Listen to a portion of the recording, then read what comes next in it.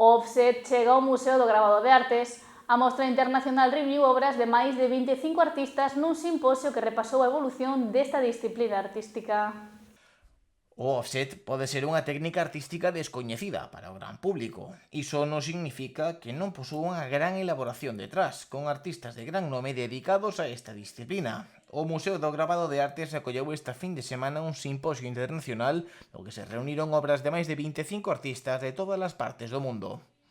En total, podemos admirar a obra de 25 artistas internacionais a que se unen dúas obras e unha matriz orixinal que tendes nas vitrinas do artista gravador Doroteo Arnaiz, que nos acompaña hoxe, que se realizaron para o segundo e o terceiro Simposio Internacional Offset de Arte, realizado en Portugal en 1991 e en Canadá en 1994.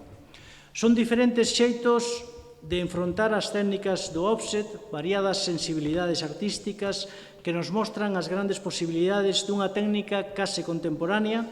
e que non desmerecen en creatividade e rigor técnico doutras técnicas máis tradicionais.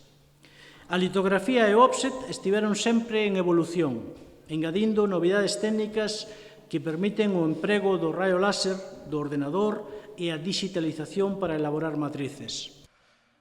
Un destes artistas que colaborou na mostra foi Doroteo Arnaiz, que achegou gran cantidade de traballos ao museo para coñecer máis a fondo sobre o offset. A mí,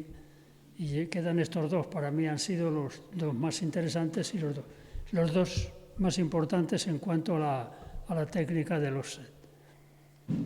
Este trabajo se desarrolló gracias al interés de los artistas, y digo artistas porque es una palabra que se utiliza mucho y no tiene nada que ver con el oficio,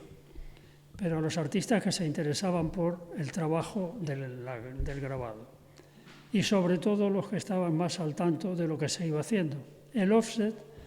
se utilizaba para hacer falsas litografías cuando se hacían, y el público tenía una cierta desconfianza. No acto participou o secretario xeral de Cultura, que salientou a riqueza desta técnica e dos artistas que a ela se dedican. Este traballo, estes artistas e, sobre todo, este proxecto que viu a luz durante unha serie de anos, que 4 simposios internacionais destas características en diferentes lugares, e aquí temos dous deses simposios, o primeiro e o cuarto, a través desta obra, e, desde logo, o que quero é felicitar a Doroteo polo traballo, por ser esta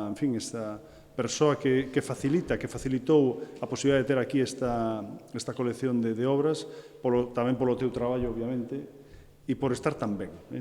Dende o Concello apuntaron ao gran traballo realizado polo museo e polos artistas, ao tempo que lembraron a figura de Manuel Ayaso e da súa muller Lucía Rivas, finada recentemente pola contribución ao arte na localidade. Porque nesta casa había persoas que estaban moi vinculadas a esta institución, como poden ser Manuel Ayaso, que nos deixaba hai uns cantos anos, e tristemente nas recentes datas tamén nos deixaba a súa muller, unha persoa que sempre estivo tamén vinculada ao mundo da arte, que colaboraba con causas solidarias e artísticas, e, por tanto, tamén mandarlle un